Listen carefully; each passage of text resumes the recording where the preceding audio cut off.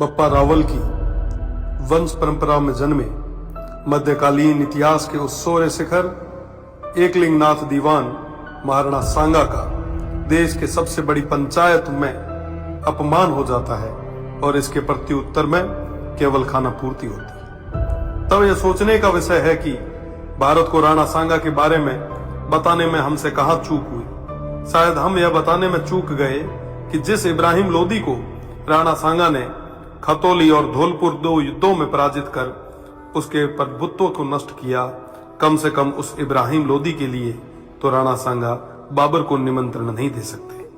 1519 में गागरोन के युद्ध में मालवा के सुल्तान महमूद खिलजी को 3 माह बंदी बनाने वाले, ईडर के युद्ध में गुजरात के मोहम्मद शाह की सेना को पराजित करने वाले, दिल्ली, मालवा और गुजरात की संयुक्त सल्तनतों को हराने वाले तत्कालीन भारत के शक्तिशाली शासक राणा सांगा को कहां जरूरत है किसी विदेशी को आमंत्रित करके सहायता लेने की। दौलत खान लोदी जैसों के निमंत्रण पर आए बाबर के विरुद्ध मेवाड़ के आसपास के शासकों ने राणा सांगा के झंडे के नीचे बाबर जैसे आक्रांताओं से लोहा लिया।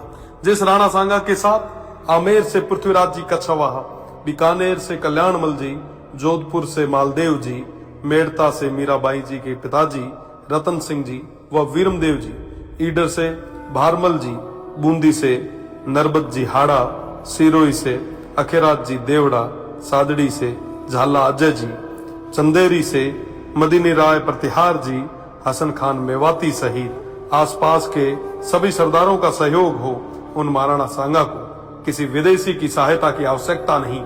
इस संयुक्त मोर्चे के बल पर राणा सांगा तत्कालीन भारत के सबसे शक्तिशाली शासक बने। फलस्वरूप स्वयं बाबर ने राणा सांगा को अपना सबसे बड़ा शत्रु बताया। राणा सांगा ने इस संयुक्त मोर्चे के बल पर बाबर को बयाना के युद्ध में पराजित किया और बाबर की सेना को भागना पड़ा। इसी भागती सेना के मुगल जनरल मंसूर बरसाल लिखते हैं कि राजपूत मृत्यु के देवता हैं और वो हमारी तरह युद्ध से मैदान से भागते नहीं हैं। खानवा के युद्ध में बाबर के हरावल दस्ते को बुरी तरह नष्ट किया गया। इस युद्ध में क्षत्रिय तलवारों का पहली बार तोपों से सामना हुआ।